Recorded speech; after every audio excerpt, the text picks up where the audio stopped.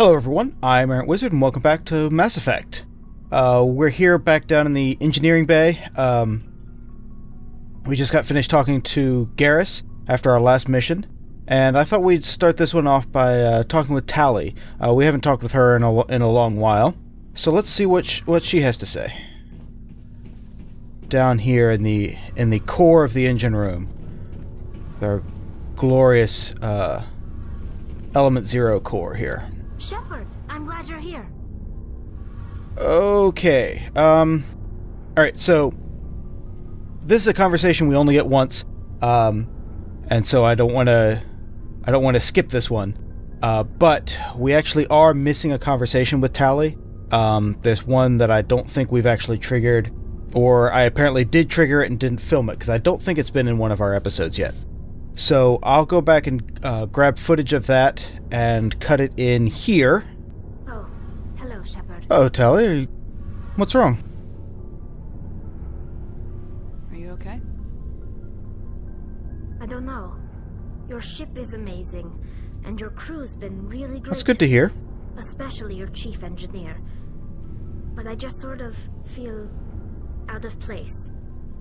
The Normandy runs so smooth, it feels like we're not even moving. And the engines are so quiet. How do you sleep at night? She has trouble sleeping because it's too quiet. The silence wakes you up? Back on the flotilla, the last thing you want to hear is silence. It means an engine's died or an air filter shut down. Oh, that makes sense. I guess you don't have to worry about that here. But old habits die hard. But it's more than just the silence. This ship feels so empty. It's like half the crew is missing. Back home, I couldn't wait to go on my pilgrimage. I couldn't wait to get away from the crowds. Now that I'm out here, I kind of miss them. Okay, so that kind of makes sense. Because, you know, they've been living... Maybe when they first left their homeworld, they weren't overcrowded, but they've been living on these ships for hundreds of years, and so natural population climb would have made all the ships really crowded. Sounds like the pilgrimage isn't just about finding resources for the fleet. Maybe it's about teaching you to appreciate your people and culture. You're probably right. We Quarians spend our whole lives traveling, but really we never leave home. The pilgrimage has given me a whole new perspective on our culture. You know, there's always a few who go on their pilgrimages and never return. I always assumed something bad happened to them, but maybe they just wanted a different life. You do plan to return to the migrant fleet, right? I could never abandon my people, Shepard. I will go back eventually, but we have to stop Saren first. Otherwise, I might not have a home to go back to. So that was a conversation that I didn't trigger in the right order. Sorry if it's a little jarring and out of character, but that's what we're missing, and so that's what these dialogue options are referring to. She was feeling down and out of place before, but she seems to be in good spirits now. Good to see you smiling again, so to speak. Right. I'm sleeping much better now. I guess I'm getting used to how quiet your ship is. I still think a lot about my pilgrimage, though. I know Saren's our top priority, but with all the worlds we go to, I was hoping to find something to bring back to the flotilla. So yeah, obviously the point of the pilgrimage is, or one of the points of the pilgrimage is to bring back some new resource to the flotilla. So Tali's obviously hoping to find something really special to bring back. What are you hoping to find? Usually people bring back something like a derelict ship we can use for salvage, but I need something bigger. There's a lot expected of me. Oh?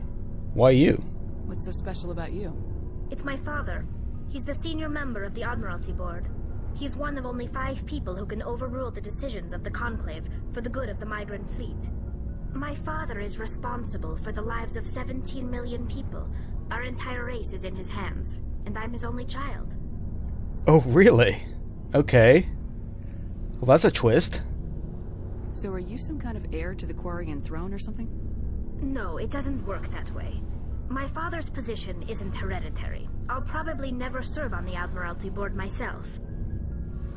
Officially, I'm just the same as any other citizen. But it doesn't work that way in practice. People have always treated me differently because of who my father is. You must get all kinds of special privileges. I probably had it easier than most growing up, but it's not all good. People like my father have enemies, and they're not above using me to get to him.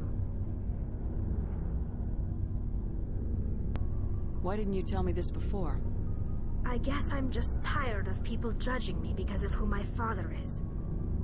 Everyone's waiting for me to do something great on my pilgrimage, something that will forever change our lives for the better. If I don't, it's like I failed, and that reflects badly on both me Okay, I can and kind my of see father. that.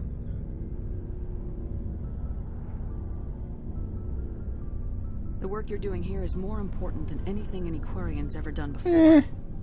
Yes, I know. But you have to understand Quarian culture. We're a very insular society. The events beyond the flotilla don't much matter to the average citizen. Our greatest dream is that one day we'll return to our homeworld and drive out the Geth. But even if we stop Saren, that's not going to happen. That's There's probably still fair. millions of Geth behind the veil. Until they're gone, our exile will continue. Okay, so she's looking past the confrontation with Saren after we win and save the galaxy. What would you need to bring back to make everyone happy? Something that would help us better understand the Geth. They've changed significantly since the exile. They've continued to evolve. We've done our best to study them, but it's not easy. They're very reclusive. Until recently, they never went beyond the borders of the Veil. And all the Geth we run into now are under Saren's control. We'd need to find Geth operating on their own, independently. But I don't want this to get in the way of our mission, Shepard. First, we stop Saren. Then I'll worry about my own problems. Fair enough. But since we're talking to her, let's see if we can find out a little bit more about the Geth and how they came to be. Tali's definitely our Quarian expert, our Geth expert, because since the Quarians made the Geth originally. I want to know more about the Geth. I doubt I can tell you anything you don't already know. It's been almost 3 centuries since they drove my people into exile. All I know is the story of their origins. What they were when we created them, and how they turned on us. Well, that could be interesting. Interesting. The Geth were God damn it. originally created to serve as an automated manual labor force. Initially, their intelligence was as limited as any VI. Over time, we made small modifications to their programming to allow them to perform more varied and complex tasks, bringing them closer and closer to true AI status. Alright, so this dialogue option is a little interesting. It says, Shepard's going to ask if, why they were researching, why they were creating AI when AI research is illegal. And technically it is, according to the council regulations or whatever, you can't do research into true AI. So most people use what's called a VI, a virtual intelligence, like the one we encounter, the information terminals we've encountered on the Citadel and on Pharos. They mimic, human speech patterns or whatnot, but they aren't really their own independent thinkers. They're kind of like Alexa or Google Home that we have nowadays, but they also have a holographic component that you can actually interact with and see facial expressions and stuff. But they aren't real AI. But when I first played this, I thought this was weird that AI research would be illegal, because I thought it made sense for them to have made it illegal once the Geth started to run amok. They made it illegal that you can't research that anymore. But according to this, it was illegal to research and develop artificial intelligence even before they created the Geth. So that's an interesting thing to keep in mind as we move forward in this series.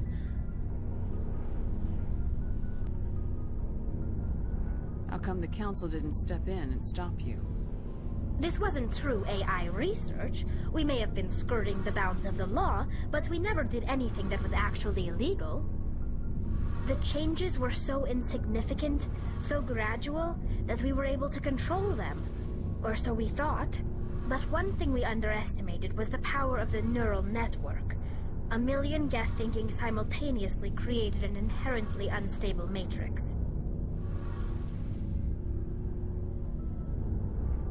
So the Geth share brain power?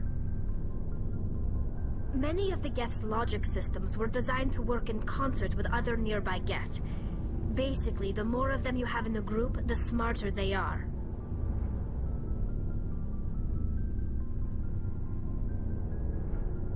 So there's some sort of group consciousness? No, nothing like that. They cannot share sensory data or information. Their programming cannot handle that much simultaneous input. Each Geth maintains an individual awareness and identity. The neural network only operates on a process-based level. It's basically the synthetic equivalent of a subconscious.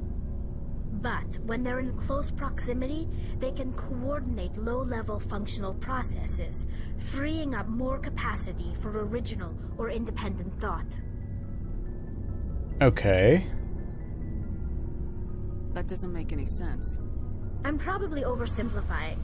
The Geth are incredibly advanced and complex creations. All you need to know is that they get smarter when they gather in large numbers. As we built more and more Geth, their effective intelligence became more sophisticated, more abstract. One day, a Geth began to ask its Quarian overseer questions about the nature of its existence. Am I alive? Why am I here? What is my purpose? As you can imagine, this caused a near panic among my people. Okay, so, that whole explanation about how, Geth consciousness came about is actually really interesting. Essentially what it's saying is, the Geth were designed to be, tools, right? They would go in and do dangerous jobs, lift heavy equipment, go into, toxic areas, all sorts of things that the Quarians themselves either couldn't or didn't want to do. But they designed them so that when multiple Geth were working together, they could share their processing power to enhance what they were capable of. So, for example, if they needed to clear out a flooded mine or something, if they were all working together in concert, they could each one could devote a little bit of its processing power to solving that particular, the problem of how we're going to navigate the mine when it's all flooded, or how we're going to get the water out of here, and all that stuff. And so when you offload a lot of that extra, a lot of those extra thought processes, it frees up the individual Geth to be able to think about more abstract things, like what do I do once I finish this task? So thinking about the future, or why am I doing this? Am I doing this just because someone told me to do it, or is it actually helping? Are the orders that I was given actually the best way to go about this? Is there a better way to do it? And so that's how the Geth evolved. It wasn't that one Geth was suddenly made differently, and that gave that particular Geth the ability to ask questions about his existence. Because of the way they were designed, they were able to share their the menial tasks amongst themselves, and it let individuals start to question their existence and things like that. And so that's what I think she's getting at here, which is actually really cool when you think about it. I mean, it has a lot of implications for human beings. There's a lot of theories about human advancement and human thought that we progress because there's so many people working on a problem, and we get to share that knowledge, outsource the problem, so no one person has to think about every aspect, And so by extension, we as a species grow, and our thoughts get more grandiose, or at least that's how the theory goes anyway. So it's interesting to see this played out on in machines. So now the Quarians have found out that the Geth are starting to question their existence, and that throws them into a panic. But why? I don't see what's so bad about those questions. The Geth were created to engage in mundane, repetitive, or dangerous manual labor. That's fine for machines, but it won't satisfy a sentient being for long. The Geth were showing signs of rudimentary self-awareness and independent thought. If the Geth were intelligent, then we were essentially using them as slaves. It was inevitable the newly sentient Geth would rebel against their situation. We knew they would rise up against us, so we acted first. There it is. A general order went out across all Quarian-controlled systems to permanently deactivate all Geth. The Geth responded to this order violently. Okay, so there it is. So it wasn't necessarily that the Geth rose up and decided that they were going to wipe out all the Quarians. The Quarians decided they were going to wipe out the Geth because they were starting to ask questions. And then the Geth defended themselves. Hey, you can't blame them for fighting for their survival.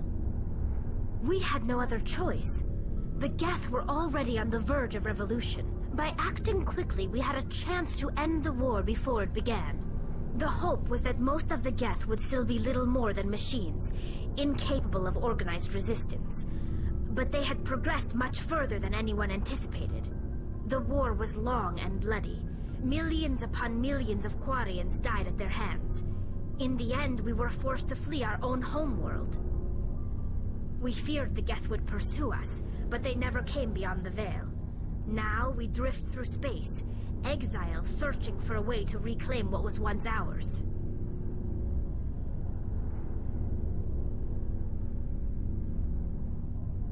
Okay, so, yeah, the Quarians were the ones that shot first. That's interesting. It's hard to feel sorry for you. Your ancestors tried to wipe out another species. We made a mistake when we created the Geth in the first place. But we did not make a mistake when we went to war against them. If we had not acted, they would have wiped us out. They're a synthetic life form. They have no use for organics. None. Why do you think they cut themselves off from the rest of the galaxy? Why do you think they've killed every organic being who's ever tried to contact them? I guess she's got a point. But yeah, they haven't killed every organic being. They didn't kill Saren. What does that tell you? The Geth are not innocent victims in all this. Okay. They're the enemy. Yeah. They want to destroy us. Not just the Quarians. All organic life. That's why they've joined up with Saren. And that's why we have to stop him. Okay. Fair enough. Okay, so we got a lot of good information about the Geth and about the Quarians there. So yeah, the Geth, they started to become their own species, and the Quarians panicked. Whether they were justified in that or not, it's hard to say. I should go. But they definitely shot first, so I mean, there's no real denying that. They were the first. They were the ones that started the war. Whether they were right to or not, we don't know yet. But